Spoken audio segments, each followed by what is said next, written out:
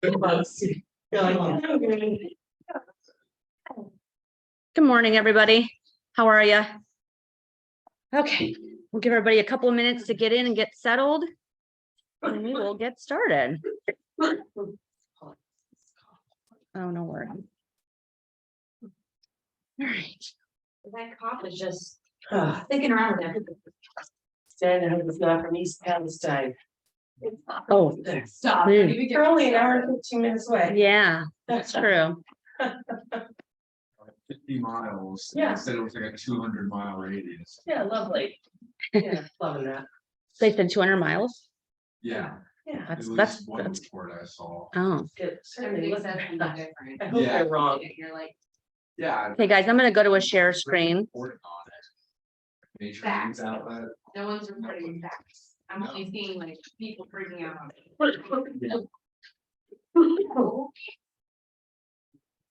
Yeah, no, really. All right, for you guys on Zoom, can you see the share screen? Give me a thumbs up. Yep, I see Mary Lou shaking her head. Thank you. All right, we're gonna go ahead and get started. So I'm gonna kind of toggle back and forth. For those of you in, did you get the whole packet? Kim, did you get one? Okay, good. All right, so we're going to talk about steps of working with your sellers. And it is some of the stuff you may have already heard in classes I've taught, but I'm going to throw in, Mason, would you mind shutting that door? Some things that are going to be in addition to things you've been used to doing, most of you who've been licensed in under 3 years, we'll say. So even myself, I'm going to have to remind myself of the things that we've gotten away from having to do and that we've kind of gotten spoiled with the fast pace of listings and the idea that, oh gosh, we could actually go back to a time where listings are on the market for 4 to 6 months is like, I've forgotten what that bad conversation sounds like, which was so funny because honestly, when I used to sit down, we'll just say even 5 years, 4 or 5 years ago. So even before COVID, this wasn't just a COVID thing. It had been easing into a, seller's market for a little bit before that even. But I would sit down, we'll say 4 years ago, with a seller, and I would sit at their table and I would say to them, good morning. There's a packet right here too, if you want to grab some. I would say, so let's talk about time frame here. When are you wanting to get started? When do you want to start looking for houses? And by the way, it looks like your house is in an area that takes about 4 to 6 months to sell. And they weren't shocked. They didn't go, oh, 4 to 6 months. So that tells me that's how normal that was. There wasn't a gasp. So what's going to be the challenge now is the sellers have been very spoiled. If it's someone who's been paying attention to the market, right? And so now to go from, we don't necessarily say it's going to take 2 to 3 weeks because we don't really know that, but it typically does take less than a month. But now for them to start to hear at some point, I don't know when, that it could take 3 to 6 months at some point in the future, you're going to get a pushback and oh my gosh. And they also don't want to look at, and we'll go over some different forms that we put in a CMA. Yes. How many people make this prediction? How does that go about? What do you mean? Prediction of where the market's going. Good question. Take a packet there, Kayla. It's based on trends of what's happening in other places in the country too. So you can see where it's shifting to. I guess in record history in real estate, they've been the Board of Real Estate, your Ohio division, those kind of places. They are tracking always what has been happening and based on the current information and data, where does that trend to? So when we started going from a buyer's market into a seller's market, it was because we can see that the inventory started to decrease just slightly. And then there was more buyers than there were sellers because interest rates were so low. And so with interest rates being so low, people were like, I didn't think I could buy because my payment would be so high. But now I can because rates are down. And therefore, maybe I can buy because buying a home is actually going to be cheaper for me than renting a home. So when enough people across the country start getting into that kind of pattern, then the houses start to sell faster and faster and faster. Now, mind you, this doesn't just happen necessarily overnight. It's a paced thing, but I can tell you, and I don't recall what year, I'm going to say maybe 2019, maybe 2018. It practically was overnight when all of a sudden there was all these buyers and not a lot of listings. And so I remember even saying, does it feel like this happened overnight? Like 2 months ago, I would show 40 houses to a buyer, and then they would say, now here's my list of the ones I want to go back to for a second showing, and we could wait until next Sunday to do it. That was a normal conversation with a buyer. And you wouldn't say, oh my gosh, are you crazy? The house will be sold by then. You'd be like, okay, let me put you on my calendar, la, la, la. Like, who cares? We can wait. We've got plenty of time. You want to bring your parents and you want to bring your out of town relatives. It's fine. We got all the time in the world. And then all of a sudden that didn't happen anymore. And so we knew, okay, there's some urgency, which was driven by prices and interest rate. Because prices at that point hadn't increased so much like they did a year and then 2 years ago. So there was a time about 4 years ago, and don't quote me on that, where rates were down and prices were down too. And it wasn't that prices were lower than they should be. It's not like when they crashed back in 08, 09. They just hadn't increased so much yet. So then people could buy a house way higher price range than they ever thought that they could before, and they can get it for a good price and a good rate. So their payment was like, so there was just this pop of people that were so happy to buy because they were snatching up really not deals, but at a decent price. I'll give you an example. I sold a house in Emerald Estates, I'm going to say in 2018. It's a 3-bedroom, newer 2-story on Diamondback, nice house. I sold it to them for $230,000. A newer, nice house in Emerald Estates in Jackson Township for $230,000. And they got it for a 3.4 interest rate ish. So the payment was practically nothing. Then, unfortunately for that particular buyer, her husband had gotten cancer and passed away, and she didn't want to stay in the house. Hence my fun buyer, this is being recorded, she'll never hear it, Sue, who you guys hear me talk about a lot. It's her who I sold this house to in Canal Fulton recently with the no septic situation. But in any case, when we listed her house, in, I want to say it was November of 2020, she got $260,000 for it. So she made a $30,000 profit. You have to forget the less expenses to sell. By the way, expenses are your cost of doing business. That doesn't mean you didn't make $30,000. You did. So in a matter of less than 2 years, she made a $30,000 profit on a real estate investment that she did nothing to. She didn't paint a room, nothing, zero. And then what kind of is crazy, had she waited till this past summer, we could have got her $325,000 for that house. There would have been no way of knowing that coming forward. There just would have been no way. I mean, think about it. You guys have shown houses, you know what newer houses in that area go for. She would have absolutely been able to get well over $300,000 for it had we waited, but we couldn't have known. So now I sell her a bungalow in Canal Fulton on a busy road that, by the way, ended up having no septic system, which was an entirely big issue for some of you who have heard me talk about it, for $225,000. We're right back to where we started, and she has a house built in 1942 on a busy road that had major septic problems. So you can take that data to answer your question in a really long way and see where that trend has gone. But now though, things are starting to build up slightly across the country. In Ohio, like for those of you in bold, you hear Hudson talking about lucky in Ohio that we apparently don't notice what's going on in the rest of the country. It's just that it comes to Ohio, I won't say last, but much later than things in the rest of the country. Trends don't come here before other places in the country. We're always like the end of the trend, right? And so we're also the end of the trend in regards to real estate. So what's happening elsewhere in the country is inventory starting to build up just slowly. Prices are starting to come down because when you have competition, you can't get top dollar. So that's happening in other places in the country. It will come here. We just don't know when. We thought that it would be immediately right now when interest rates went up, but that did not happen. It's like giving someone an earthquake and then everyone's like, okay, back to business.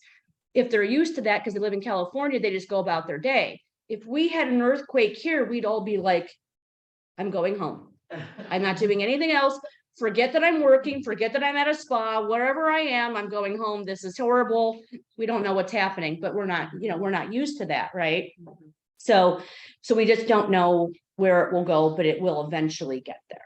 So we need to prepare for what those conversations are going to look like with buyers and sellers as we get into that market.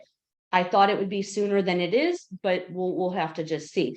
Because I'm also curious, with rates now kind of coming back down slightly, the buyers aren't as afraid as they were, let's say, 4 or 5 months ago, which is what we thought would cause inventory to build up, which just hasn't quite happened. So maybe the market time might be a little bit more. We're not getting 25 offers, but you can see where it's going. Prices aren't like, just pick your price with a dart, Mr. Seller. That was literally kind of a conversation. What do you want to list for? We'll give it a shot. And then they would get that for the house. That's not happening now. Also, 25 offers on a house probably isn't happening right now. And it's probably not selling in a matter of 2 hours. So we're already slowly trending towards more market time, more normal prices and stuff like that. So in 6 months, we'll probably be balanced out a lot more than we are now. Anyway, so that's why in particular with sellers, we have to start practicing those scripts and what that's going to look like, because it's going to be harder. Just like it was hard when we made that sudden turn from a buyer's market to a seller's market, and telling buyers, listen, you can't make an offer, Tara. I love you and I want to get you a great deal. You've hired me to get you a great deal, but we can't just offer 10,000 less because you won't get the house. If you're okay not getting the house, then we'll offer 10,000 less. And now sellers want possession again. If you're going to have a problem with that, you might not get the house. So it was really hard and still is. So for buyers, even that haven't been paying attention to what's going on and haven't experienced that market, they have a hard time. They have to lose a couple of houses before they are willing to do what it takes to get a house. Back to my example with my friend Sue. We've been working together about 2.5 years to find her a house. We've probably made 8 offers in that time, and she lost out and lost out and lost out because she didn't quite have the teeth that it took to get a house. Finally, she did. And then now here we are. So it sometimes just takes time to get to that, but we have to remember that those are conversations we're going to have. So when we do our scripting, I'm going to be throwing in different scripts about having those conversations with sellers in particular, because the bad news to them is you can't just pick your price and you can't just assume it's going to, like, you don't want to get a call that's, hey, Kim, I don't know what's happening. I don't know what you're doing with my listing. It's been on the market for just about 2.5 weeks and I haven't even had more than 3 showings and no one's made an offer yet. What are you doing wrong? We need to make sure that that conversation doesn't happen by preparing them up front. You're not going to have, that doesn't mean that people don't listen, because we all know that we love to have a little recording device and remind them that we already told them, but you have a better chance of not having to have those hard conversations later where they're blaming you because the house isn't selling in 2 weeks. But that's why we have to script on how to prepare them ahead of time. So let's talk a little bit about pre-listing call. So here's just some steps. And hey, for those of you guys on Zoom, I've already uploaded this entire packet into the Google Drive in the seller information folder. And you'll be able to see it there. In any case, I'm going to kind of be toggling back and forth from the MLS and into Command as well. But let's talk about the pre-listing call. So who knows what that means and who can tell me what a red sheet is? Anybody? Tara? It's a basic, it's a sheet that has the basic information about the house and how many bedrooms, bathroom, what do you like about the house? Yeah, so also in the drive, the red sheet lives there. And there's some questions on there that might work for you and might not, so you can customize it. It's not a required document. I would say use it at your leisure and, or whatever feels like you, right? So I like to say that the red sheet is like the LP Mama script for buyers. For those of you who don't know, LP Mama stands for location, price, motivation, agent, mortgage, and appointment. And then we have a whole script on that in the Google Drive. So don't try to write that really fast. We actually have a script. Kayla, I'm speaking to you. So all that's in there. So you're fine. And you're probably thinking, what in the hell is she saying? That's all came out really fast. So red sheet is kind of that conversation with a seller. And I listed on here as a pre-listing call because way back in the day, we used to do a 2-step listing appointment. And there's some people that still do. In some situations cause us to be a 2-step appointment because the seller's not ready to list right now. So they have made it so that we have to come back, right? Ideally, though, if someone is ready to go, the more we can be prepared up front, the easier it will be to make it a 1-step appointment. Why is it important to have a 1-step appointment? Is there any obvious things? I would think they would change their mind and you get. That's right. Signed. It's not so I don't have to waste my time going back a second time. Time is money. That certainly is a nice little benefit, but really the reason is by the time you go from the first step and then come back for a second step, they could have met with 3 other agents and then listed with someone and they cancel your second step. So that's why trying to do a 1-step is really important. Your chances of getting listed in a 1-step appointment also has to do with your upfront preparation. So going over that red sheet is not a email the red sheet to the seller and ask them to fill it out and get it back to you. I think someone has done that. That's not the intention. It is hey, Tara, I'm sorry, I'm gonna keep picking on you. You're right in my vision. Hey, Tara, I understand that you want to list your house and my friend Kayla gave me your name and I would love to chat with you a little about preparing. Sorry, I got this damn Invisalign in my mouth and occasionally I'm like stumbling on my words. So forgive me. I wanted to set up a time that we can do kind of a pre-listing appointment with you and your husband or just you or whoever would want to be part of that conversation. I can go over that with you at 5 or 10 minutes right now, or we can schedule that for tomorrow at 3 or 6, which works better for you. And the reason I'm wording it like that is because even if they say, well, aren't we on the phone right now? Can't we do it? I want in their mind for them to think this is an appointment. Even if this is my first call to you and you say now is good, I want you to get the sense that this is not just a chit chat call. This is an actual scheduled appointment, even though you might say, you know what? Yeah, my husband would probably want to be part of that conversation. Let's go ahead and plan for 6 o'clock tomorrow. Great. I'm only going to need about 10 or 15 minutes of your time, or of course, any questions that you have, just so that you know what to plan for.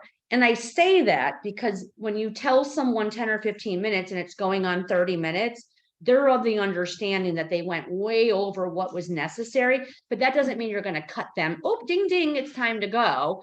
Allow yourself 30 minutes or more, but this way they understand that you're not going to take a ton of their time and they're not going to take a ton of yours, right? And so in preparation for that, all I'm going to need from you, Tara, is some information about your house. And I've got some questions to help me prepare for my market analysis so that when I come, I have got all that data with me. Here's what the old fashioned, and forgive me for those who watch this that still do this, but it is what it is. The old fashioned way of doing a market analysis. And I can say, because I've been doing this 25 years. So 20 years ago, the way I used to do it was I'd go out to the house. The only conversation I had over the phone was, does this day and time work? And I'll be there. I would go to the house, I would take notes, spend an hour, sometimes more if it's a chatty person. And then my second step is now I'm coming back with my CMA. So one thing, what you got there was a disappointed seller who thought you were coming with information and all you did was go to get information. But again, what we used to say is, I couldn't possibly do a CMA if I didn't see your house. I don't know. I was brainwashed to think that that was true, but it's not. It's absolutely not.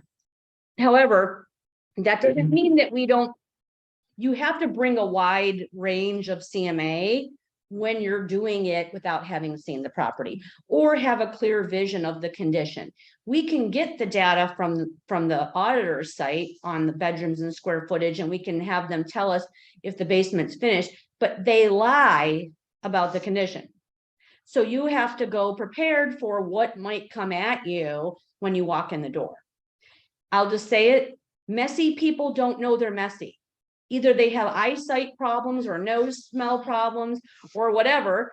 They don't necessarily know that they're messy until they're walking someone through the house and suddenly they go, oh, I guess I shouldn't have had you come. I mean, the beds aren't made, and it all kind of comes crashing down to them when you're there. Kim was with me on a listing appointment back in the early fall, maybe.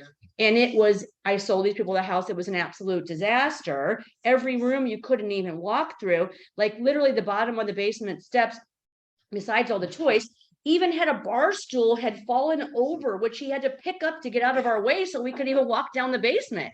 And like, you knew we were coming. How did you get over that to get up the steps? Somebody pick your stuff up.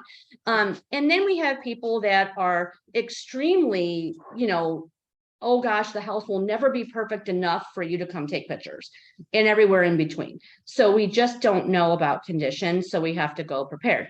In any case, so with the Zarice, there's a packet of info if you want to grab one right here on this table. The pre-listing call is that first step. That will save them, that will save you time, and it will make you so prepared, the whole stack there. Yep. It'll make you so prepared for the appointment that they will be so happy that you didn't come just with questions, that you actually came with information. And if another agent went by and they just took notes and you came with the stats, you've already increased your chances of getting that listing, right? So the red sheet is going to go over things like, tell me some information about the house, tell me what you love about the house. In this way, you can start to get a feeling for their connection. I hate this house. I can't wait to get the hell out of here. Or this was my family home and I bought it from my parents when they moved to Florida. And now you're like, okay, emotional connection. These are things we need to know, because when we get there, we have to be sensitive to the fact that they may have a hard time selling if they have an emotional connection like that. So we're getting a sense for those things.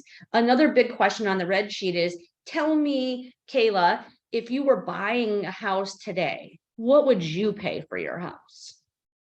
And I only ask, and I cut them off before they even answer the question, because sometimes snarky people will say, but isn't that what I'm hiring you for? And so, or something where they just don't want to tell me because they think that means that I'm going to somehow be tainted by what they said. And so I've learned the responses and I've already come up with my handling that objection up front. So before you even answer that, Kayla, I know what you're thinking. You're thinking I should be telling you that, and I will be telling you that. I'm just curious if I'm bringing good information or bad information. So I know that it's bad news, not information, news. If I'm bringing really happy news because you told me that's what you wanted and I'm going to find comps that we can get that price, or this is bad news. So I kind of know, but also this, I really want to sell the house for what you think it's worth, but the comps are going to tell us the truth. I can't make them up.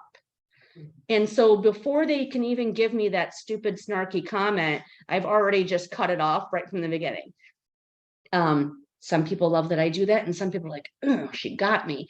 And I don't want it to come across as sarcastic, but it really just gets me to win that conversation, if that makes sense. You know, Very clear. that's I right. liked when you were on the appointment, how you showed that man the photos, like, here's what it could go for if it looked like this. Yes. And here's, what it could go for if it didn't. And so thank you for bringing that up. Mhm. So in a house that's messy, and it isn't just messy, Right. it's Okay. beat. It is beat. It's beat by little kids and dogs. There's scratches all over everything. It needs more than emptied and cleaned. It needs some paint and all that. The way you handle that, they know, but what will they do to get it ready, to get the price that they want for it? And so the way I gently, basically I'm saying, these are things you have to do, is let's look at the photos of the comparables at the price that you want. If you want 289.9 for this house, it needs to look like these. Let's look at each photo. Let's see how the kitchen looks. Let's look at the condition. Let's look at the carpet, all these things. Let's also read these broker remarks together and all these things that are new. That's really important, guys. You should be going over the broker remarks with them, or at least go in and highlight each comparables broker remarks in the things that either will help them get that price or hurt them. Let's just say a comparable has a brand new roof, brand new furnace, brand new AC, just put up a beautiful vinyl fence in the backyard, just finished the basement 2 years ago, and your comp has none of that. 1978 was the last time the furnace was replaced on a 1942 house. That is not that, and let's just say they're both similar in style. That's a way different price. And so you can not just show them the photos, but also you're pointing out all the new stuff this other house might have. Or your house has all the new stuff, this comparable doesn't, although it is the comparable that we have because there isn't any others. Go ahead. Do we take in consideration the age of back when we do? Only new versus really old. So I'm not looking for, it's 10 years old and I'm gonna consider that. That's so hard to get that detailed. But what I'm doing though is when I'm pulling the comps and I'm going over them with the seller, I'm gonna read some of those highlighted points in broker remarks so that they can get a sense for what those things either help or hurt their price. Does that make sense? I wouldn't necessarily rule a comp out because of it though. It would be great if we could say this house is similar condition and similar age of all of their items like roof and HVAC. It's just too hard to actually, especially in the market that we've been in with fewer listings. I was curious, because my house has a boiler Okay, and it's from and that's okay. It's way more functioning. It just probably isn't as efficient as a forced air furnace. no, it's Cost-wise. it's more efficient. It's not as efficient as a new boiler. Oh, correct. Yes. So some people that I realize, if they know anything about HVAC, when they see a boiler like that, Mhm. then they're willing to pay more for the house. Because they're like, I'm not gonna replace it. So it can work for you or against you. I've sold a house before where the buyer didn't realize it was a boiler and it wasn't an old boiler. It wasn't brand new. But then when we got to the home inspection, she freaked out because she didn't understand what a boiler was. And she actually backed out of the transaction because of it, because she couldn't understand the benefits. Even though I tried to explain to her, if I build a house, it'll have a boiler. Water heat is so much better on your body, on your skin, all those things. I'm just going to do it. That's what I'm going to have. And here's my personal reasons for liking it better. And people don't really understand that. So her fear was the unknown. So it could go either way. Yep. All right. So that phone conversation is going to have you prepared for the listing appointment. Now I've got my answers to my questions. The very next thing I'm going to do after that phone conversation, and I've scheduled my appointment, is email them my marketing packet. So whatever your marketing packet is, and we're going to look in Command at templates just to kind of glance over what one could look like. You should also have a PDF version of your marketing packet that you can email them, even though probably only, I'm gonna say 25% will actually open it. Of those 25%, your high Cs are the ones who will have it printed and sitting on the kitchen table when you get there. Those of you who've had that, Caitlin's laughing because you know them and that's the ones that do it. And not only did they print it, they actually read it, which is great. So, and so now you're like, high C personality. You can take your note because that's going to be the dead giveaway there. And that's not a bad thing. It just means that you know that you need to go into that appointment with lots of stats. And they've already looked at everything and they probably have lots of questions, which is great. All right. I want to jump before we'll come back to this, but I want to jump into the MLS here real quick. Goodness. No. And just quickly go through a CMA. We still good? Everybody can still see that on Zoom? Yep, perfect. All right. So now I've got my information and I want to run my comparables. So the first thing I'm going to actually do is search the address here.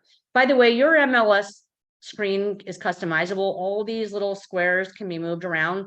I think this is the most unused box on the MLS, which is a quick resource that I use all the time.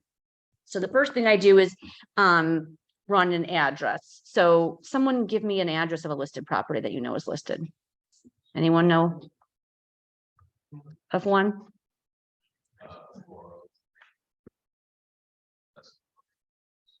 Briar, B-R-I. You can just type in the first few letters. There we go. Perfect. All right. So I'm going to pull up the address. Let's just pretend like it's not active. And what I'm looking for, I said active, sorry. What I'm looking for is if the house that I'm going to do the market analysis on actually has been listed before, because now I can get some additional information from the MLS if that property's ever been listed. Remember this, guys, the MLS was not a thing 20 years ago. Maybe, well, I got licensed in 98 and by 2000 we had the MLS. So yeah, so 23 years ago or so. So when a house was for sale in 1950, it's not recorded on the MLS. So, and honestly, even in the 80s and some of the 90s, it was not recorded on the MLS. So when you say it only goes back so far, well, that's because there was no MLS before that. So what I'm looking for when I pull the address is any information that can help me do my CMA. I've already asked all kinds of questions on my red sheet about condition. Tell me if the basement's finished. What can you tell me about your garage? Is it heated? Any extras I might need to know. In any case, I can find information on the MLS too. And if it's not been too long ago, I might be lucky enough to actually still have photos. The MLS only saves the photos for a certain period of time, which it's anomaly to me because sometimes there's ones that were listed 8 years ago that still have all the pictures and there's some that just have the exterior shot, but that could help. And you're just scrolling the information, taking some notes to see if the information lines up with what the seller told you. That doesn't mean the seller's lying. It could be that when they bought the house, that's what the information was, but it might help me out getting some info. I can also click on the parcel number, which will take me to the tax record. Or of course, you can just go right into Realist across the top of your tabs there on the MLS. And then I print this and take it with me. So I've got my parcel number, I've got lot number, I've got taxes. So like here's where I'm going to find when I put this on the market that in 2022 their annual taxes were $19.79. Just some good information with that. If it doesn't come up here, you can go to the county auditor's site for wherever county the property's in and then put in that address, and then because you won't know the parcel number, obviously, put in the address, and then that will pull up your tax record. And again, I print that and take it with me. All right. Back. All right. So then when I'm doing a market analysis, and I'm just going to do a random area, you're going to go up to the search tab here. We're just going to assume it's a residential property. I already have some things that I have already defaulted to come up, which are active, contingent, pending and sold, going back 180 days. Do I really care about withdrawn properties or expired? No. They withdrew, the data isn't going to really help me unless I'm looking for something like that. And expired, they expired for a reason. So I'm probably not going to use them. Then I'm going to go down. I already had mine defaulted on single family. In the style section, I'm only going to select the style if it in fact is like a ranch or a split. If it's a 2-story, I mean, like, what do I know what the actual, is it colonial? Is it contemporary? Like sometimes agents don't even put, that's not a required field style that way. So unless it's something where I really have to zero in because it's a ranch, so just for the heck of it, we'll go with that. I'm not going to usually select anything for style goes unless it's very, very specific. And that's it. I'm not going to do anything else in this column.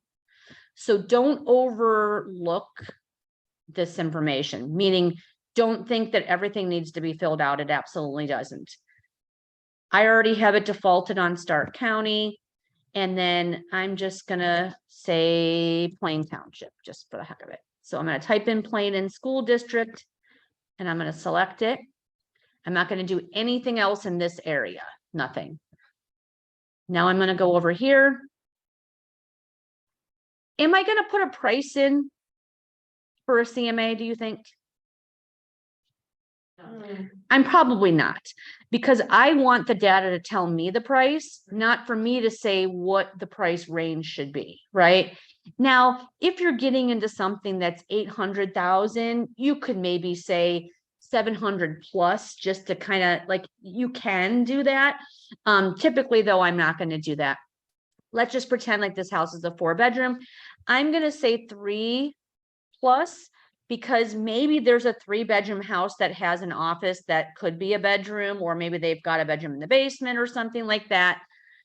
If I only wanted 3, the plus, by the way, if I just say 3, I'm only getting 3. If I just say 4, I'm only getting 4. I can do 3 to 4, or I can do 3 plus. I'm not going to really put the bathrooms, only because right now with the shortage of listings in the market, I don't want to narrow it down just yet. By the way, here at the bottom, it's already giving me a tally of how many matches so far. So I'm always keeping my eye on that. But I am going to put square footage.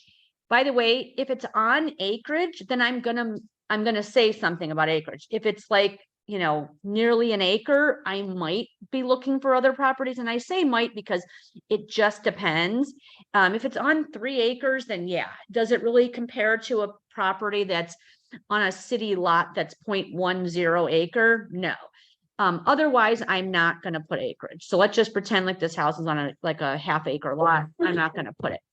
And let's just say it's somewhere between 1,800 and 2,400 square feet. So I'm going to range the square footage, but you see what happened when I did that. I'm down to 18 matches now. So I might need to make that a little bit bigger. So maybe if the house is 2,100 square feet, let's just pretend, I might stay with 18 and I might go up to 2,500 square feet. Yeah, it didn't change much. That's okay. I'm okay with 18 listings to look through. Let's say it has a 2-car garage. I'm going to say 2 plus. So now we dropped one off because maybe one of those properties only has a 1-car garage. The year built's really going to cut my matches down. So let's pretend like this is a house built like in 1999.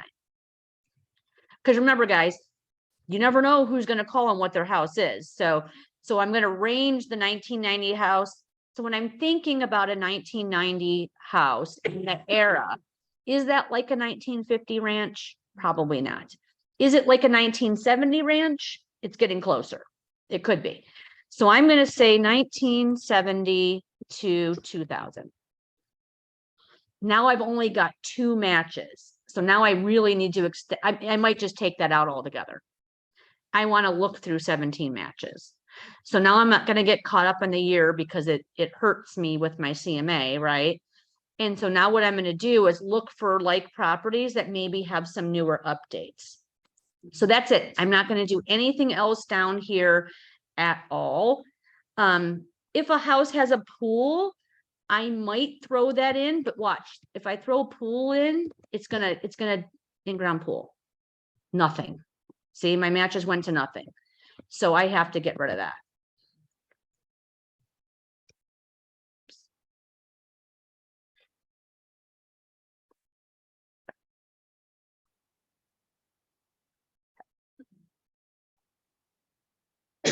So now I'm gonna look at those 17 matches.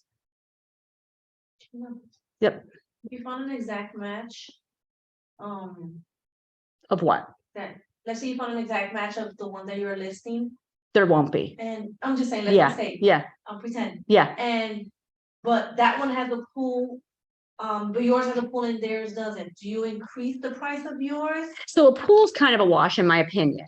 That's what I. Yeah, it's heard. kind of a wash. Now, let's just say this. They have a beautifully landscaped backyard with big boulders, and they've got this beautiful pool and this outside kitchen area. That's a little different than they just have this little in-ground pool. Not that in-ground pools are small, but you know what I mean? And so just as many people want a pool as don't want a pool, so it could really be a wash.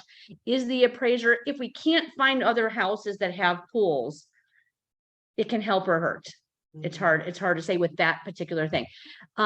Let's just use that same scenario with finished basements. Then for sure, there's going to be a difference. 4 years ago, you didn't get anything for your finished basements. These days you do.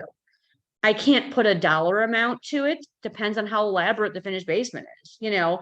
And again, I'm not going to say, we're going to give you 40 more thousand because you have a beautiful finished basement. I can't put a figure on it. That was the next question. Yeah. How do you know? how I much you can't want? put a figure on it. I have to dig deeper into my comparables. I might have to expand that time frame to 365 days. And I might have to expand the area to be able to find myself comps that are in like areas that have something. It's not about, we're not appraisers, so it's not a dollar amount that way. It's more about got to find a comparable that's going to work for us, you know, or just use your discretion with, it seems to me like we can ask about 10,000 more because of this or something like that, but we just can't really know. Like if it's an elaborately finished basement, but it was done 10 years ago versus in a semi nice basement that was done yesterday, you know, there's depreciation because it was 10 years ago. So we can't make those kind of determinations, I guess. All right, when you get to this screen, I'm going to switch it from single line right here under display to agent thumbnail. So now I've got a view of the houses and some information, right? So I'm just gonna, so to cut us short today, I'm gonna say it's more like this property, because actually I sold this house. Mason will recognize it. I sold this house about 2 years ago, and I just saw that the buyer that I had it listed, they must have moved again because the house is now on the market again. You recognize it? Yeah. It's his ex-girlfriend Ainsley's grandma's house.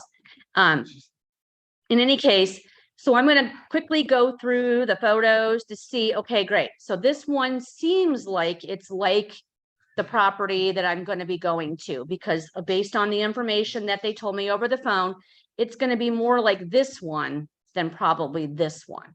So I'm just looking at the criteria, and then I can also just kind of look at the picture, but I'm just going to say, based on what they told me, it's a newer brick ranch, and this is not.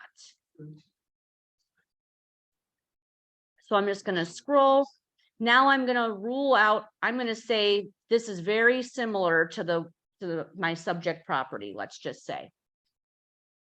And I'm going to scroll down. So I'm not going to look at every single one. I'm thinking it's got to be over 300. But for the heck of it, let's take a look at this 260. Do you take into account like if it's brick or siding? No, not really. Okay. I mean, ideally, yeah, but Yeah. so it just has a little bit of brick around the gable Yeah, versus yeah. the whole house. You're not going to find a whole lot of newer whole house brick. Right. Older ranches, yes, but Okay. so this could be a sketchy one only if my listing was 1,800 square feet. That's a huge difference in price there. In any case, I'm just gonna go through and I'm gonna start weeding them out. So here's one that's more similar in square footage. Even though my subject property maybe has some brick on it, I'm still gonna use this. So this is a little updated, a little outdated. You can kind of see a combo. I also don't get too caught up in looking at their furniture because sometimes the furniture makes it look, so this is actually updated for the most part. And it has a finished basement. So I would use that one. Was that this one or this one? That was this one. So just to cut time, let's just say I'm going to put these couple in there and then I'm going to go down. I'm definitely not going to add the brand new ones. All right. And I'm going to hit CMA.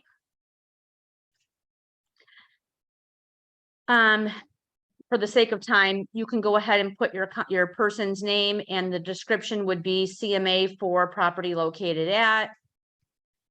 Let's just pretend like I added the subject property in there. I do want to show you pages, which I'll go back to when I go back to the attachment that I've got because I printed some pages there. You're going to customize this at a later time in your MLS when you're going to your settings, because you're going to have certain pages you're going to want to use and certain that you don't. Comparables.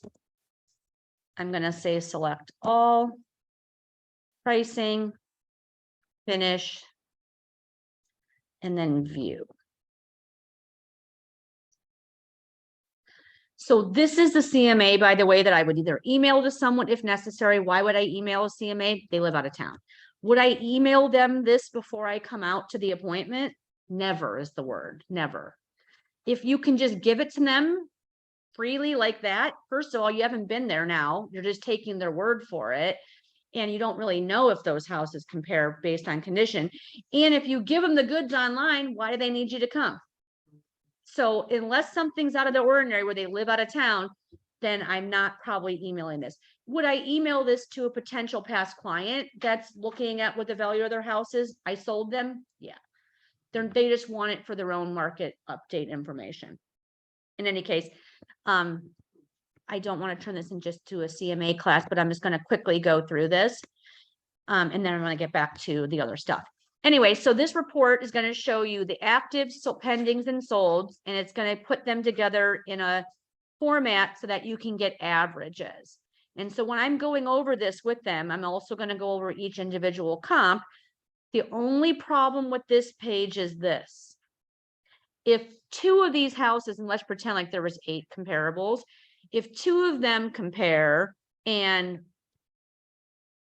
5 don't, is this data going to be correct? Because when I go there, I'm going to sit down and I'm going to say, ooh, yeah, that one doesn't compare. This one compares. Let's talk about this one as I'm sitting in front of them. And then this one compares and this one compares, but this one doesn't. So this one's much too high. This one's much too low. They'll be really offended if I show them this comp because this is a disaster, but it's going to still be in your stats. So depending on if the person's a high C or not, I might pull this page. I need to hear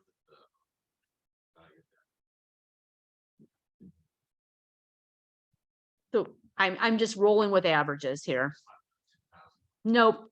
Because look at this. The 4-bedroom is at 328 and the 3-bedroom is at 395. So those numbers don't even. Well, yeah, because they're asking less per square foot. Correct. So why I don't slap on anything for an extra bedroom or a less of a bedroom. I'm looking for comparables and we're right in the same kind of a house. So say that again. There's not a difference. There is, because the appraiser is going to definitely ding it if it doesn't.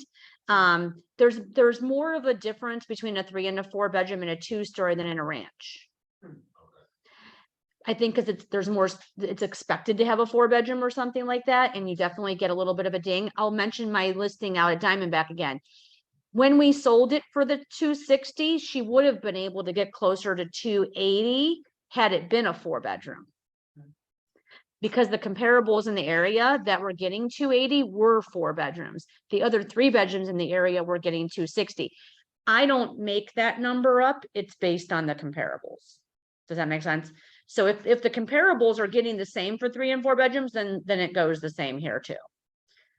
Same thing goes for a 1 and a 2 car garage, there's a bit of a jump usually from a 2 and a 3 car garage based on someone either added an extra garage in an older house, or the house itself is newer, bigger, nicer, that therefore it has a 3-car garage sometimes.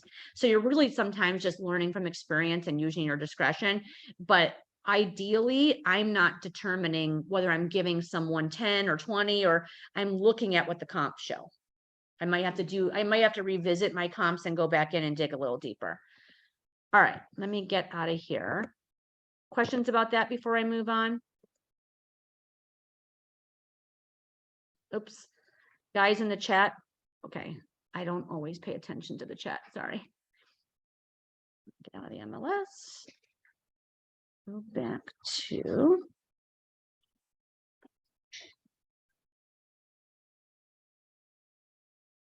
All right.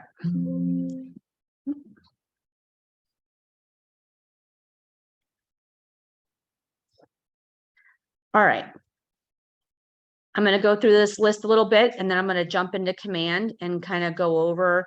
So rather than going back and forth, let me just kind of go through what I've got here, and then we'll wrap it up in command. So now I have emailed them the marketing packet, which, by the way, we'll go over those templates here in a minute. I've set up my listing appointment tomorrow at 2. I want to walk through the 4 phases of a listing appointment. I made this up, guys. That's not an official thing. That's not a Keller Williams thing. That's not a particular team thing. In my mind, I like to put things in compartments. It makes it easier to chunk it down. To look at a whole big appointment is very intimidating. What will I do when? You might be zigzagging all over the place. Oh yeah, I forgot to do that. So in my mind, I go into my listing appointments as a 4-phase process. Okay. Phase 1 is, and it doesn't matter how nice of a conversation I had over the phone already. It doesn't matter if I know the person. Guys, don't shortchange your family and friends. I made my mother sit through a listing appointment. I made her, and it wasn't because I needed the practice, but some of you, it's great practice. It was because, I promise you this, friends and family will be your worst people, because they'll say, I didn't know that. I didn't know that I had to be gone the whole time for the showing or the home inspection. And you know why they didn't know? Because we didn't tell them. We didn't tell them because we shortchanged them on the listing appointment and knowing what to expect. Make them sit through it. First phase, sit down and chat and getting to know you. And also, this is your going over your marketing packet, which we'll take a look at here in a minute. The marketing packet is going to be, what am I going to do to market your home and why you should list with me? So we're going to look at that here in a few. I also know that myself, my attention span is not very long, and it depends on each individual person that you're sitting in front of, and you're starting to gauge where they're at on the DISC personality scale. Is, do they want to sit for a really long time? Let's break it up if we can. So let's chat. So Kayla, I know we spoke over the phone, so not to be redundant, tell me again, what it is you're thinking about doing to get your house sold. Why are we selling? Where do we want to go? When do we want to be there? Blah, blah, blah. And maybe we already talked about that, and that's okay. Now we're face to face, and the connection really can start taking hold. People want to be asked questions. You're not saying something so harsh as, why am I here?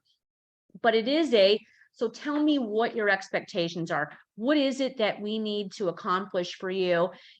Again, where are you going? Why do you need to be there? And when do you desire to be there? And by the way, can I help you get there? And the answer could simply be, like in the listing that Kim came, they're getting divorced and they're selling the house. And they don't know what they're buying. They don't know yet, blah, blah, blah. Sometimes that's the answer. Sometimes the answer is, I took a job in Colorado. Can I refer you? So you know that almost every transaction should be 2 for every agent. I mean, how many first-time home buyers do we really have out there? A lot, but most people selling are also buying. Most people selling aren't getting divorced or moving out of the state. Most of them are either upsizing, downsizing, or they're selling for some reason, but they need to live in a house. And the answer isn't most of the time, I'm going to go rent. So you should already have had that conversation with them. If you haven't, or if it goes like this, I already have an agent I'm working with, which happens, I'm going to say 50% of the time, which is so strange to me. So if you already are working with an agent to help you find a house, why aren't they sitting here? It's because they didn't ask.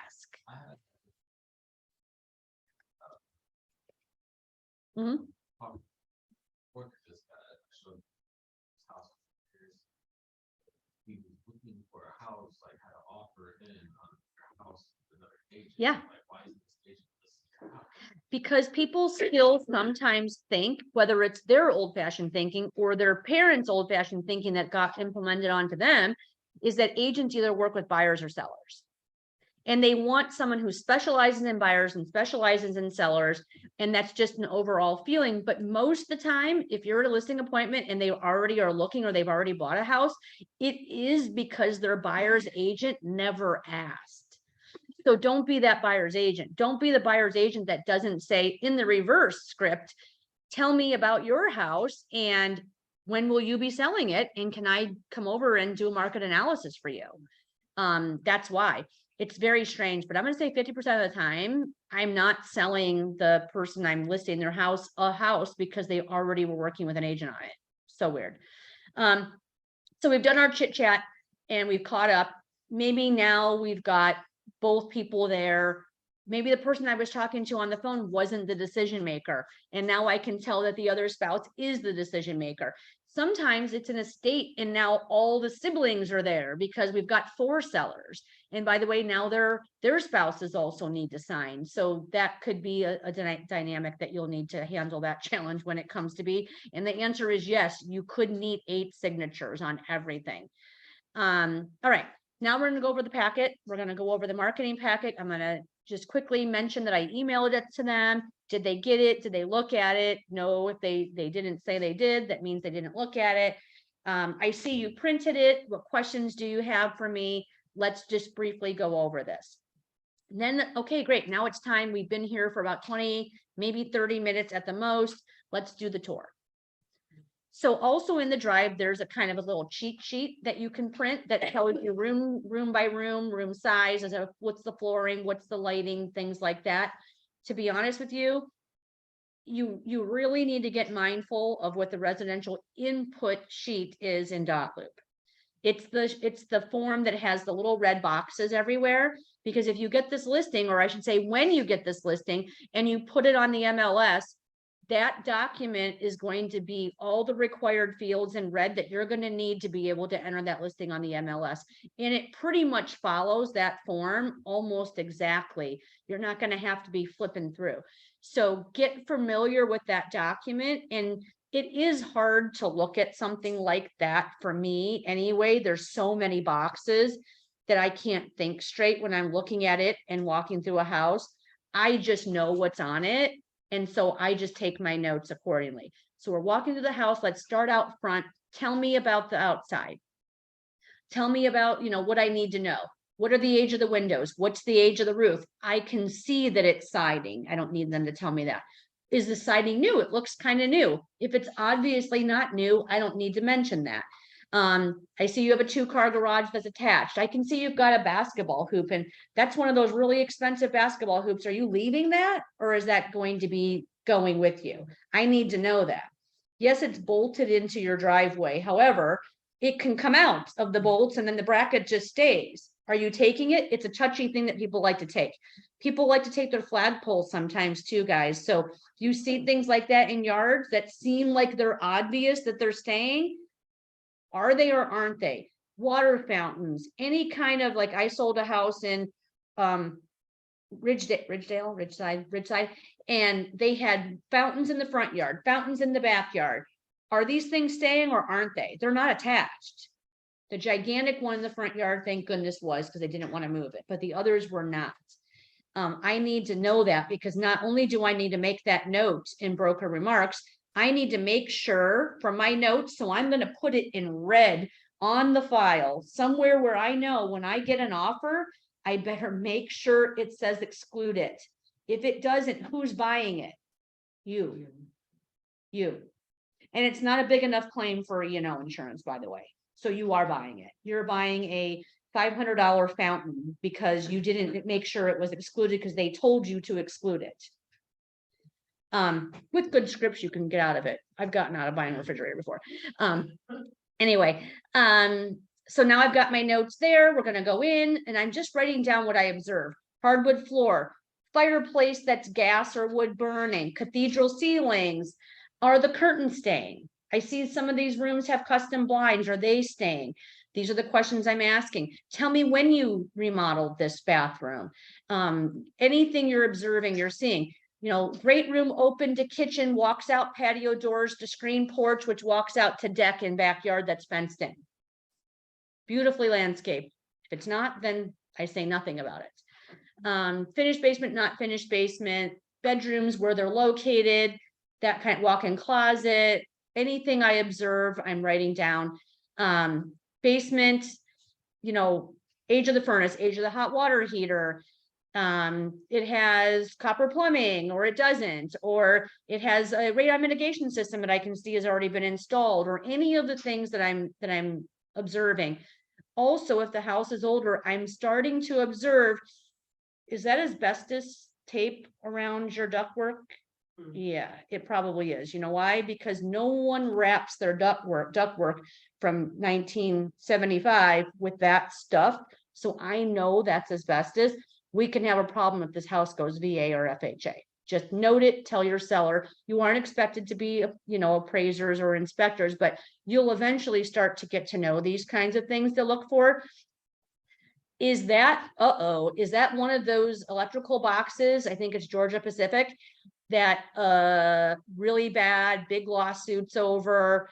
We're gonna have a big problem with this with the appraiser. Big time. And you could have a problem with that box, even if it's conventional, guys. It's not just FHA and VA that have standards about certain things. That's going to be one that's going to be a big problem. Knob and tube wiring, that's usually a big problem. Not grounded outlets in the rooms, meaning you can tell because it doesn't have three, it has 2. That can be a problem. GFIs in kitchens and bathrooms and near tubs that have hot tubs and all these kinds of things could be problems for the appraisal. You're just mentioning it to them. If you're getting they're backing away from you, that means I'm not doing anything. Don't ask me to fix this stuff. And you can always tell because they really start to physically watch their body language, back away. And that's okay. I'm just preparing you for what might happen at the inspection, right? Tell me about the water. Is it city water, city sewer? Do you have a septic system? Do you know you have a septic system? In fact, because you've had it cleaned out, or you just assume since 1942 that there's been one that hasn't been being cleaned out. Now that's always going to haunt me. Like by the way, for your buyers, do the well and septic inspections every time, no matter where you're at. It's too big of an expense for your buyer not to take the chance and paying a couple $100. The seller is not going to do inspections ahead of time unless you're like up in Cuyahoga County, and they do have some city inspections that are required there. So be aware where you're listing and selling houses and where you're working with buyers. Counties have different inspections that are required. Cities, like the city of Lakewood, has entirely a whole list of different inspections and things that have to be fixed before you can close on the transaction. So know your areas, especially when you're going outside of your bubble. You need to know the area. You aren't doing a justice for your client if you don't know, and then you get all the way to closing and you can't close because you didn't do some inspection. Who's now paying for it? Is the buyer going to pay for it? You've already got a purchase agreement. No, the seller is going to say, you didn't tell me. Just because I live in Cuyahoga County doesn't mean that I know these are required. Isn't that why I'm paying you a commission? And again, who do you think's paying for those inspections? And by the way, if the problem comes up with it, who do you think's paying for the repairs? You need to know where you're listing your properties. That's why I tell everybody, have your bubble, guys. You can decide what your bubble is. Mine's about 60 minutes, and I'll be honest with you, it's really 45. It really is. I say 60, but like, will I go 60 minutes to show a nice house like up in Hudson? Maybe. It was a $600,000 house. I still have to say maybe. I would rather hand a name to an agent in that area and make a 25% referral for doing nothing else than to go outside of my bubble. So that's just me. All right. You've taken the tour, you've got your notes, you've asked your questions. Now it's time to sit down and go over the CMA. and the CMA, as I showed you guys before, and you're gonna look at those comparables because now you've seen the house. Now you can say which comps are gonna be really the ones I'm gonna use and the ones I'm not gonna use. Has there been panic moments where I'm like, oh, I have no comparables that compare to this house? But I looked at everything on the MLS and I didn't bring wrong stuff. It's just all I have. Then I can say, these houses seem at the 289 price. They're comparable-ish. Yours is way better. We're not going to be less than that. Here's one at 390. It's way bigger. It has an extra garage and it's way newer. So we know we're not that. So now we have to determine where we are in between. And we kind of walk through that together. Let me move on to a couple of pages that I've got here, and I'll come back to this sheet here real quick.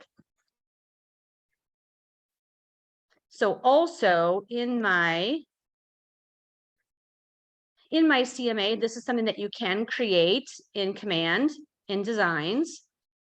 I just put together a generic one where you can, put their neighborhood. And you can break down some of those stats on a form that you bring. And versus neighborhood, you can put, you know, area, city, whatever. You can customize it. That's a possible flyer that you can add in there. I will come back to this one. All right, that's what I was looking for. Importance of pricing right. This is one of those sheets that were in my CMA from the MLS. I want to go over this with them. We've gone over the comps. We went over that. Let's just say we went over that graph that broke down the numbers. We looked at each individual comparable and we talked about how this one looks like theirs and this one doesn't. And then before they tell me what we think we should list for, we need to go over this form and talk about, you know, how pricing the house right is very important, because if they don't price it right, they're going to acquire market time. Even in the seller's market we were in, there is still some importance of pricing it right. If you want multiple offers, we have to price it at this. Okay. We talk about that. This is just another graph in regards to preparing them on the effectiveness of pricing it right. And it shows them how much they're going to lose off the price if we don't price it right from the beginning. So in less than 4 weeks, you're going to lose 1.9% potentially. And then you see how that number increases. I want them to be aware. It's not an exact science and their house could be an anomaly in there, but that's one I go over. And then the timing. This just rolls right into how long it could be on the market based on the price. This is not something that we've been using. Hey, Mason, will you do me a favor? Go in my office and get my power cord from underneath my desk because I'm looking like I'm gonna run out of battery here. Thank you. We haven't had to use these at all in the past couple of years because list what you want. It's gonna sell no matter what. If you don't get multiple offers, we can always do a price reduction and then bam, we're gonna, you know, get what we want. This is something we're going to have to start talking more about again as we move forward into this market. And then, of course, I have this sheet that talks about why you should use a real estate agent. All right, let me go back up here real quick. I promise we'll have time to get into Command real quick. Thank you. So phase 3 of that is reviewing the CMA, going over those forms. Thank you. I'll get it behind me. Yeah.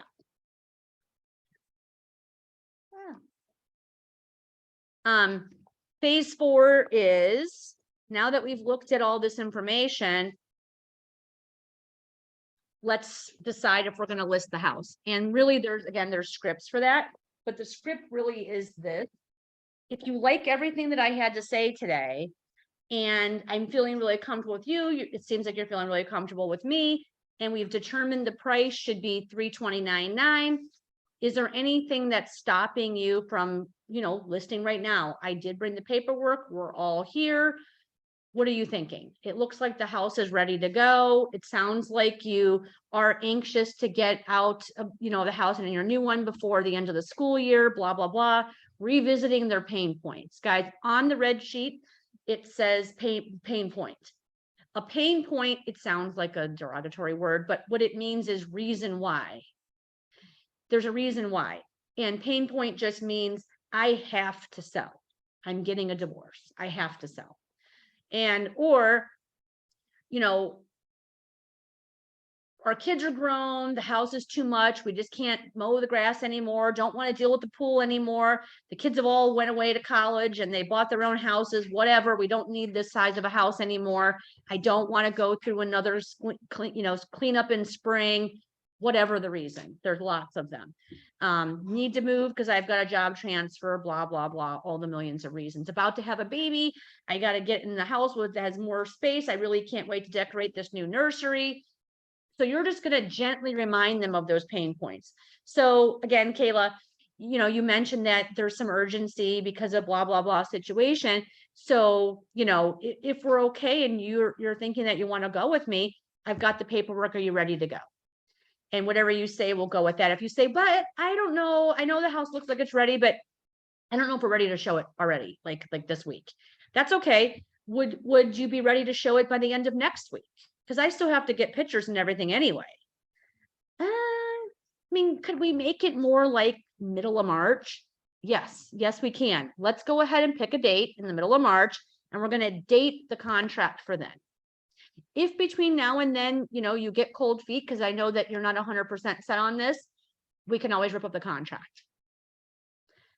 You've got it signed and you've chose a date. So now they're going to sign everything based on that date in the future. Or if it's I just don't know when we'll be ready. We've got that garage that you told us, let's put everything in the garage. We did before you came. And now we have this garage and basement full of all of our crap. I really don't want the people walking through the house when it looks like that. I'm just not sure when we're going to be able to get it out of here.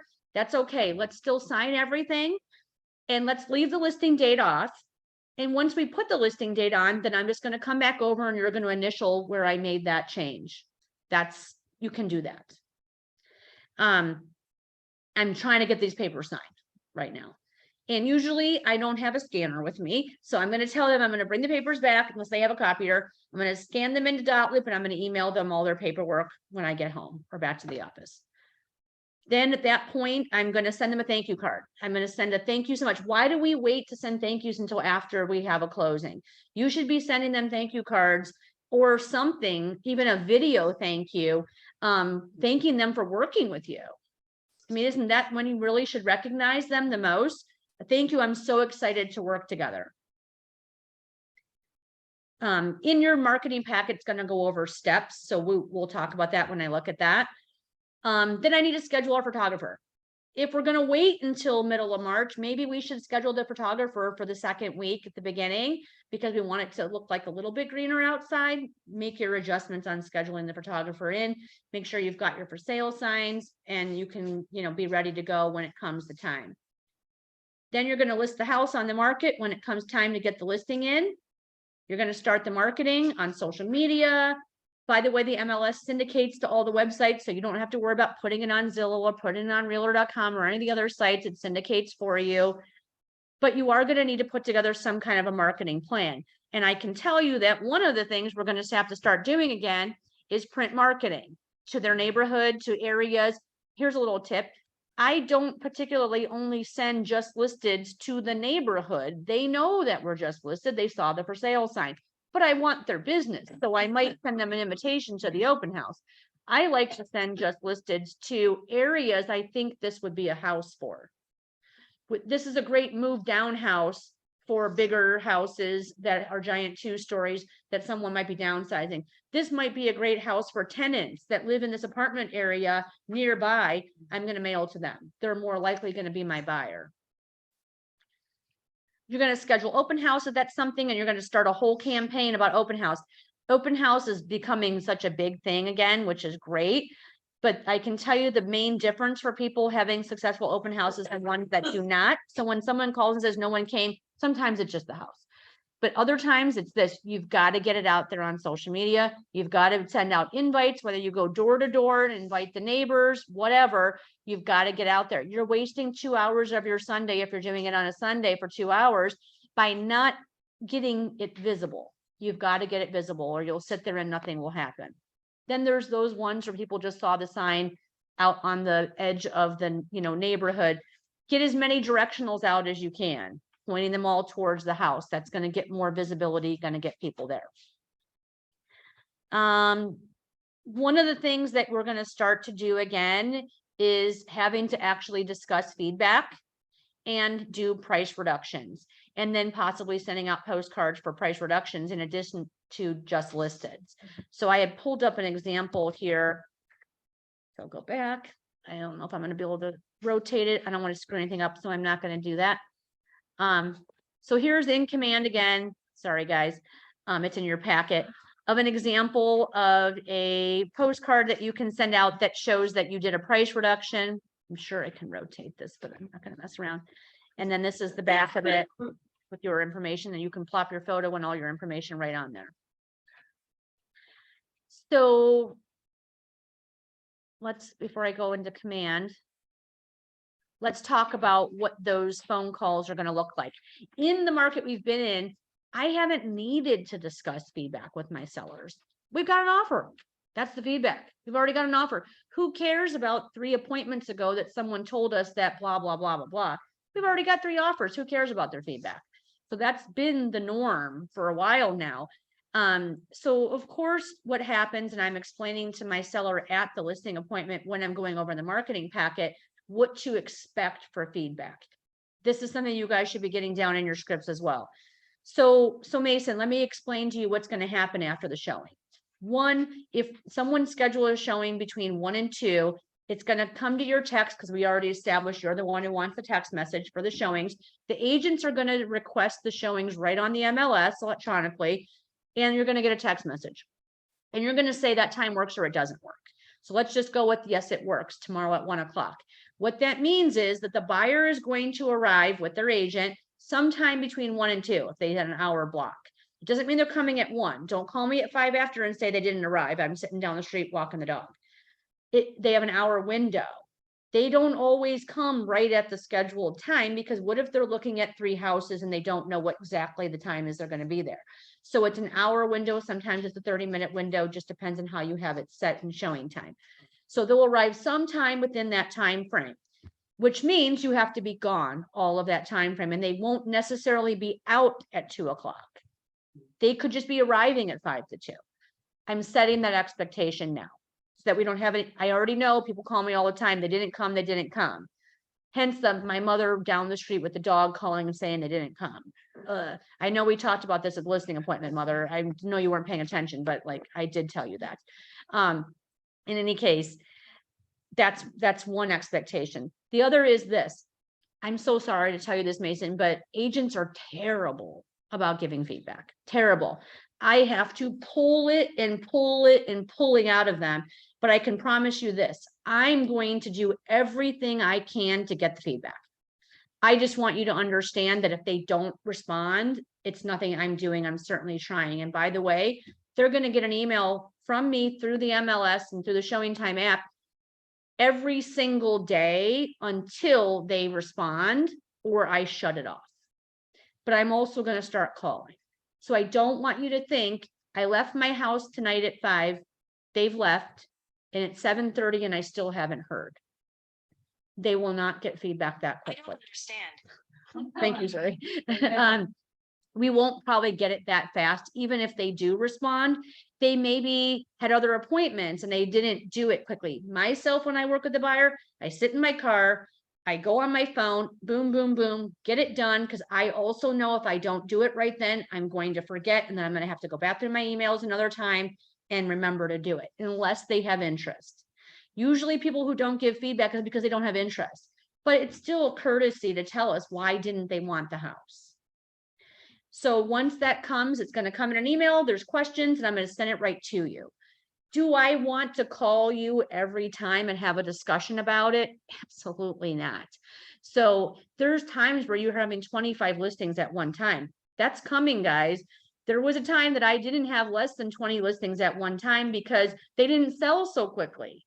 So this whole having one and it sells and having one and it sells, that it will start to build up. And now you've got to manage your buyers and you've got to manage 10, 20 listings, all at different stages, it's very different. So I'm not going to call every seller every time there's a showing.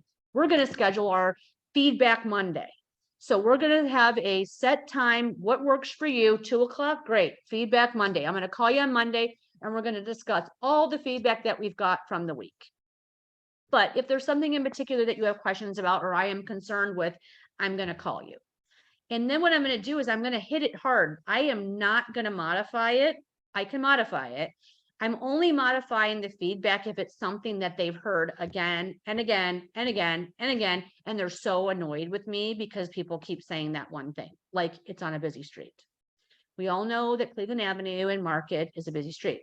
I mean, I don't know of a street called Market in any state that probably isn't a busy street, right? So when people say it's on a busy street, the sellers get so mad because they think, well, why'd they bother coming then? Why did they make me leave with my dogs and my kids? And they're just going to say, it's on a busy street. So I might not push that feedback through again, or I might call the agent and say, can you give me something more? And then I'm going to adjust. But if I need them to know the price is too high, I might go in and say, the agent said the price is too high, and I'm going to adjust the feedback according, because maybe they were being nice about the price is just right. Don't say that, guys. As buyer's agents, never say the price is just right. The question you're going to get from the agent is, well, then if the price is right, why didn't they make an offer? Because then that means the price isn't right. So don't put that in your feedback. And I hate it as a listing agent when people put that, because then my seller says, see, I told you it wasn't the price. So do I want that to go through? No, I'm going to unanswer that question. You can do that. And then I'm going to push the feedback. And again, we haven't had to do that, but we're going to have to again. Is that a ethical issue? I'm not going to lie, but I'm going to unanswer it. I can't have them hearing that when they're going to say to me, true story, you couldn't get that buyer to make an offer on my house because they said the price was right. It's your job to get somebody else's client to make an offer. Those are the accusations that are going to start coming at you working with sellers in the market that the house sits for a couple months. It's your fault you couldn't bring an offer. So be ready for it. And those are things we'll be scripting on. Go ahead. I had a seller justify every piece of feedback. Sure. He was my high C. Yep. And okay, the consistent feedback was the yard. It was like on Yeah. an angle. Nobody wanted it. He's like, well, can you just tell them this, this, this, and this? And I was like, no, I'm not gonna go back to another agent's client and tell them, well, did you think about this about the yard? Right. And so sometimes, like what you're saying, field the feedback. That's right. first. Because they get sick of hearing that same thing and they start to think somehow it's your fault. I don't know why, or they're just frustrated. Well, that and maybe they're not blaming. It feels like they're blaming us also based on our own personality types. You might just be someone who has that personality anyway, and you take it harsher. But they're unhappy with us. Whether they're blaming us, they're unhappy. We want our clients to be happy. So we just have to state the obvious, but not 20 billion times. I mean, I actually had a listing where they had litter boxes in front of every bedroom door, all around the house, in the kitchen, everywhere. It's a big, beautiful house on 5 acres. In Plain Township that was like 700,000, and it was terrible. And so she got so annoyed that was the feedback. I said, well, then get rid of your, yeah. And Sometimes you need. I mean, right? So like, that is the truth. Like sometimes the feedback we also use in a way, okay, Zarice, we've now heard 15 times that the house smells like cigarette smoke. Maybe, and maybe we need to air the house out, get some fresheners, and for the love of God, please stop smoking in the house. Like sometimes we have to have those hard conversations. I don't need to pick on you for that one. In any case, that Smells so bad. Yeah. you can almost not ever get rid of it. Yeah, like they're asking, this was a few years ago, they're asking 234 for the house. I'm like, it was like on, it's like now that house is like 1,000. Oh, really? But like, back There's then, it was things. like, A that smoker's smell, not going to mind it. it's perhaps. It's hard to smell the house again. It's It that is. smell. Cat smell, Kayla, not Kayla, Caitlin knows about that with the listing that she had with that. So then price reduction Friday. So every Friday, we're gonna now, on Monday, we went over the feedback and I'm gonna tell you, so Caitlin, I know we got some not great feedback, so we're gonna give it 4 more days. We'll see what happens, but on Friday, I'm gonna call you back with some new stats. I'm gonna redo the market analysis based on, we listed the house a month ago. And now we're gonna look at what has sold since then, what kind of competition has come on the market since then. So there's a whole nother way of doing a CMA once we've actually listed the house too. 30 days down the line, comps are different. How about 90 days from now? The comps are different. So now I'm gonna look at what new actives are our competition and what went pending while we were active and why didn't we? So we really need to zero in on those pendings when we're trying to get a price reduction. I don't have time for this, but there's something called absorption rate. We also can do something called an absorption rate for our sellers to let them know, this is how many buyers have bought houses in this price range and area in the past blank months, years, and this is how many houses are listed right now. So this is how we know how much inventory we have. I know that doesn't make any sense, but I don't have time to go into absorption rate, but we can talk about that another time. All right, let me jump into command and go into templates. Not those templates.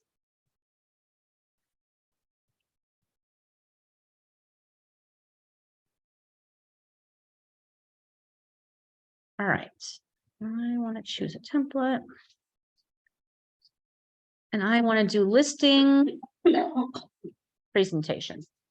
So in command, under templates, there are 5 potential templates that you can use. Unless you want to get creative and make your own elsewhere, this is a quick go-to. Let's just open one just to look at it.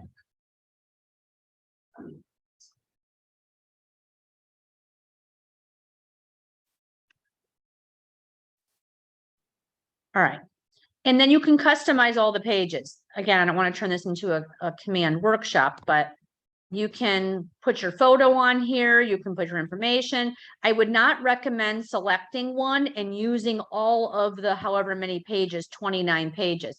Look through them and pick and choose what pages you like and what pages you want to use.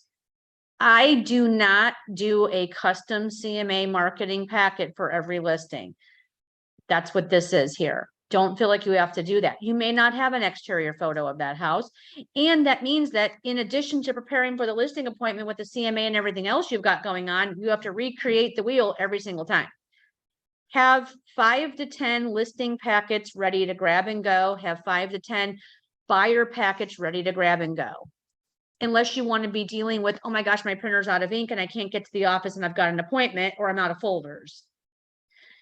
Can you get away with not doing a buyer's presentation and giving a buyer packet? I don't love it, but you can get away with it.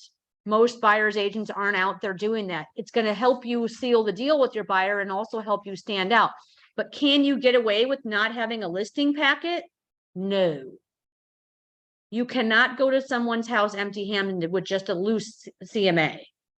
They're looking for buyers, agents can sometimes work with buyers because you have access to the house they want to look at.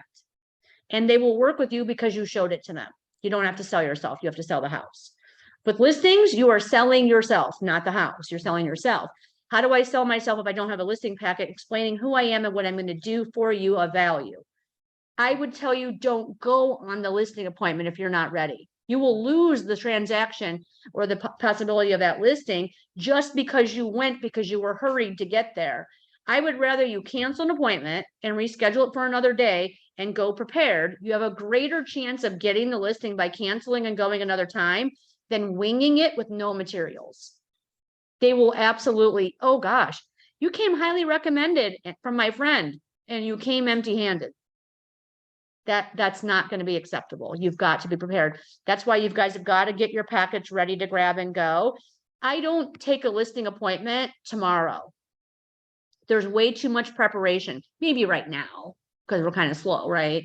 And if I have my materials ready to grab and go, then I can do that.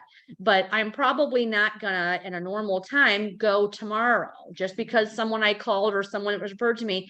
I'm gonna schedule our phone pre-listing conversation. They'll be sat on deck a little bit when you do that, and then I'm gonna go the next day. Give yourself enough time to get there. Also, for people who just got licensed, you've got to get your for sale signs ordered.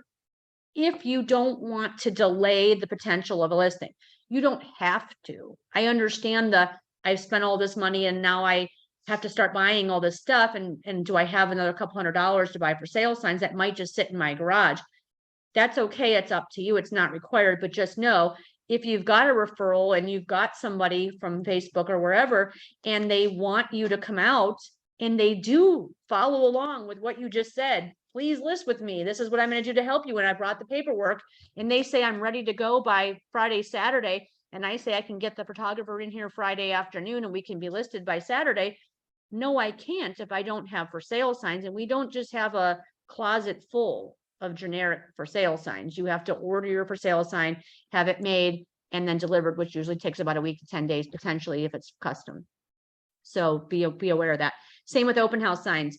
You need to have open house signs. If you want to hold your listing or somebody else's listing open, you should have the proper signage for that. All right, so there's some options on making your packet. What was the other thing I wanted to show you here?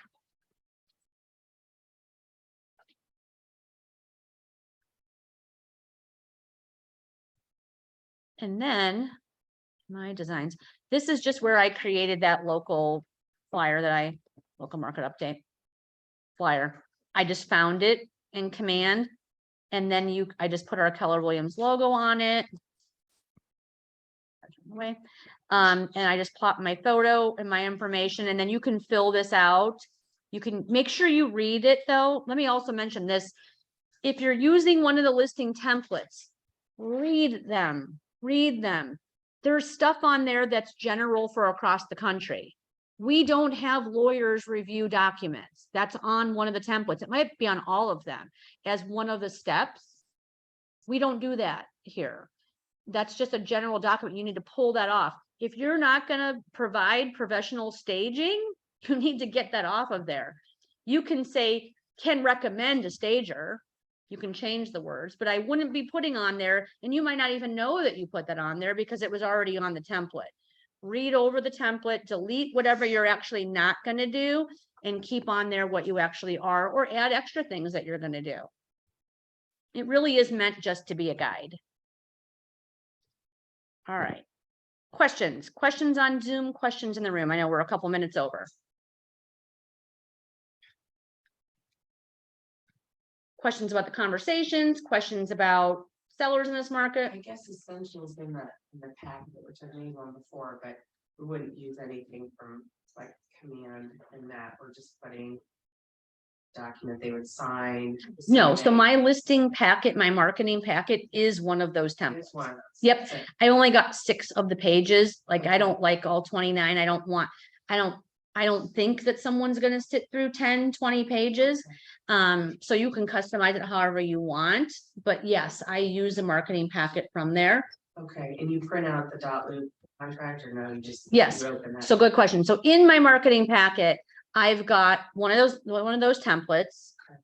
I also have my own folder, which it goes in like a manila folder. And then in that folder has their tax and legal, which I've gotten off of the auditor site. It has potentially the printout of when their house was on the market before or sold before, if I was able to get that data. It has my CMA, paper clipped or whatever. If I want to, I've learned how to read upside down. You will too. I don't want to print 2 of everything. So I have my one CMA. At first, you might want to print 2 copies so that you can have one and they can have one, but I've learned how to read sideways and upside down. So, because I don't want to print multiple pages that go to waste. And however, if they're not going to list right away, you make sure you put in your notes what you guys discussed about the price. Supposing they say, I'm not ready to list right now, and we'll follow up in a month and we can go, like, you will have so many appointments that you won't remember what you told them, and they might not either. So make sure you jot down a note unless you keep a copy of the CMA. And then I also have, so I'm giving them the marketing materials, I'm giving them the CMA, but also in my folder, I have my entire listing packet from Dotloop of the documents I'm gonna need. And by entire, I don't mean I go into templates and Dotloop and print every single page. Not everything in the listing template is needed. Some of the things are, some of them are for different scenarios. Like, would I need a residential exclusive right to sell on a vacant land? No. Do I need a home warranty waiver and a home warranty application? No. But if I'm going on a listing appointment, I don't know if they're going to do the home warranty or not. So I might need both of those. But I'm not going to need, well, another thing I always print too is your property disclosure and your property disclosure exemption form. Suppose I get there and I find out, because I didn't look, it's in a trust, or it's in an estate, or something is different from the tax record. They might be exempt, and I just put a copy of one. That's already in my packet, ready to grab and go too. The only thing I'm adding to that folder is my CMA. The whole packet of contracts is already in there. I don't understand when a house is a trust, even if it's the trust of the people who own it. You know what I mean? Like I did a listing appointment and the house was in a trust of the husband and wife. Yeah. The trust of blah, Yeah. blah, blah, Joe and Mary. They do it to protect their money from, people put their house in a trust for multiple reasons, but one of them is somebody owns a business and they don't want to be sued and then their house is attached. They put their house in a trust because that's a whole separate entity. So they don't have to fill out a property disclosure if. A trust is a thing as well as an estate is a thing. A thing can't fill out a property disclosure. So that's how you identify that. But also on the property disclosure exemption form, it lists the 6 items. I think it's 5 or 6. You are exempt if the following. If you're not one of those, then you aren't exempt. By the way, guys, this flies everywhere. I hate it. I bought the house as an investment property, but I've never lived there. They are not exempt. They are not. I argue with agents about it continuously because what they'll do then is they'll take a property disclosure. They won't fill it out. They'll draw an X through it. Sorry for those of you up north who might watch this. It's a thing that happens a lot, in particular up north. I'm not sure why. And they sign in the corner saying never lived in the house. That piece of paper means absolutely nothing. That means nothing. Do I really want my buyer to sign a blank property disclosure? Why would I have them sign that? But isn't it required if they're getting a loan? Think the lender is going to like that it wasn't filled out? No. So I really try to push the listing agent to have an understanding of why they're not exempt. And if they're exempt, that's okay. Send me over the exemption form. They don't do the exemption form. You know why? Because they're not exempt. Because they're not one of the items. So, you know, it doesn't say because you didn't live there that you're exempt. It doesn't. What else about that? Oh, so trust. So let's talk about how they sign that. The Shepherd Family Trust. So their signature is the Shepherd Family Trust. Kayla, I keep saying Kayla. I'm sorry. Caitlin Shepherd, I know you. I'm so sorry. Caitlin Shepherd, trustee. Kyle Shepherd, trustee. But so when you go in Dotloop and you set up their signatures, it's gonna say the sign here and the sign here because it pulls the first word. So if it's Tara, it's gonna say Tara sign here. If it's Kim, it's gonna say Kim sign here. But if it's the Shepherd Family Trust, it's gonna say the sign here because it doesn't know but for the first word. So explain that to them. But that's their signature. Their signature is a trustee as the trust, just like in an estate. By the way, I have a whole form in the Google Drive that says correct signatures based on a trust, based on an estate, those kinds of things. With an estate, it's the so-and-so family estate or the whatever estate, LLC, same way. I own my house in my LLC, let's just say. So the signature is the name of the LLC and then the word by and then the person's name. Even if they're buying it in a trust, That's right. I have that happen too. Yes. And I didn't find out till literally. You wouldn't after because they never closing. tell. They And never they tell. never- You can just do a name addendum. So when that happens, you do a name addendum and then get it to the lender and title company. Yep. All right, guys, thank you. Sorry, we went a little bit over. Yeah. Can you recommend or anyone recommend where to order the sale signs? Yes, it's in the Google Drive. ALD is the company that we recommend. Doesn't have to be, but they already have all our logos and things like that. So you would just need to go in there. You can get his form out of there, and it'll tell you how to go to his website, ALD.